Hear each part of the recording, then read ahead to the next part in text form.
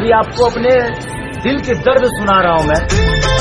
इस दर्द से शायद मैं बहुत ज्यादा तकलीफ में हूं और वो दर्द जो मुझे दिया है ना, उसका दर्द सुनिए कि मैं क्या क्या दर्द आपको सुना रहा हूं।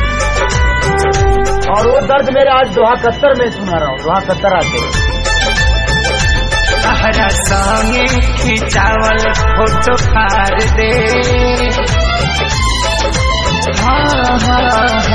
तहरा संगे खिंचावल फोटो फाड़ दे। जहिया आई बारात डोली में गोली मार दे, जहिया आई बारात डोली में गोली मार दे। ये हमारे दर्द ना, ये पूरा दुनिया के दर्द है। और प्यार है वो खाली खेसारी लाल यादव ही नहीं क्या कहले, ये पूरा दुनिया कहले बा। लेकिन केहू बता देला, केहू ना बता पावेला। लेकिन आज वो सब हम बतावे जाता है। ये दीवाना जब पागल होला तो का से क्या कर सकता। टाइम भले ही हम जेल खेल खत्म करे, जियब हम हूँ ना तोहरे चलते फांसी चढ़े।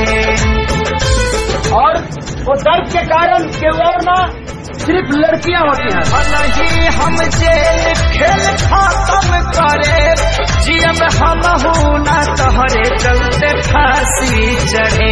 सोचल सपना सोचल सपना के आगी में जार दे।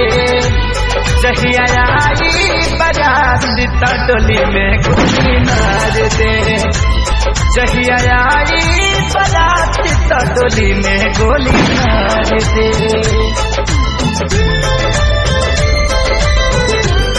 और ये दुनिया में अकेला हम ही ना, शायद हर दिल प्यार चाहेला, प्यार खोजेला, लेकिन पूरा जीवन प्यार के साथ हम सबके नसीब ना हो। हम करके दिखाए प्यार की कुर्बानी की कहानी बनाए।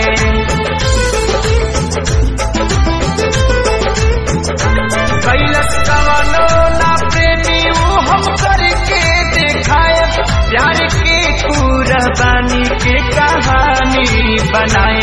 तोहरा मारो के तोहरा मारो के सजावट बिगाड़ दे। जहिया आई बारात डोली में गोली मार दे, जहिया आई बारात डोली में गोली मार दे।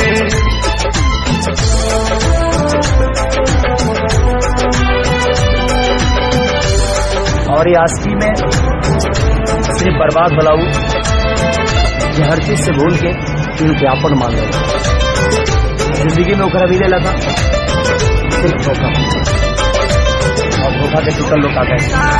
के पवन संगे चले जाइबू हो, नहीं रहे पता इतना बदल जाइबू हो।